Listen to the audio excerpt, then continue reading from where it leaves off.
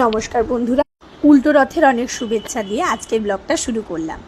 যখন মালদাতে সোজা রথে অনেক খুঁজেও কোনো মাটি বা কাঠের ঠাকুর পাইনি, তখন বাড়িরই একটি টেরাকোটা ঠাকুরে রং করে সোজা রথ কাজ চালালেও আমার বাবা তার ছোট্ট নাতির জন্য এই ঠাকুরটা কিনে আমার হাজব্যান্ডের হাত দিয়ে পাঠিয়ে দিয়েছে।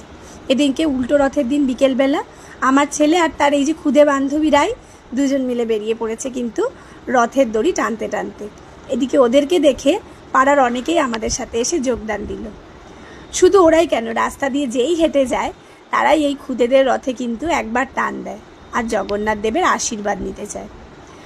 যতই গরম হোক না কেন, এই খুদেদের এনার্জি লেভেল কিন্তু আলাদাই।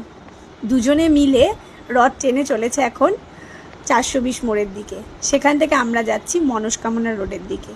আমার কিন্তু একটা পলিসি আছে জানেন তো, যে নিজে যেটা ছোটোবেলায় করেছি সেই আনন্দ, সেই মজাগুলো আমি আমার ছেলেকেও দিতে চাই।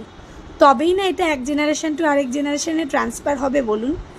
নাইলে এই যান্ত্রিক দুনিয়ায় আমরা তো আনন্দ করতেই ভুলে যাব। দুজন মিলে আজকে যেভাবে আনন্দ করছে, সত্যি আমারও ছেলেবেলাটাকে যেন আমি আবার ফিরে পেলাম। আসছে বছরের অপেক্ষায় আবার রইলাম। জগন্নাথ দেব যেন এরকমভাবেই প্রতি বছর আমাদেরকে সঙ্গে নিয়ে ঘুরতে যেতে পারে। আপনারাও আজকের দিনটা খুবই আনন্দ করুন। অনেক শুভেচ্ছা রইল সবার জন্য।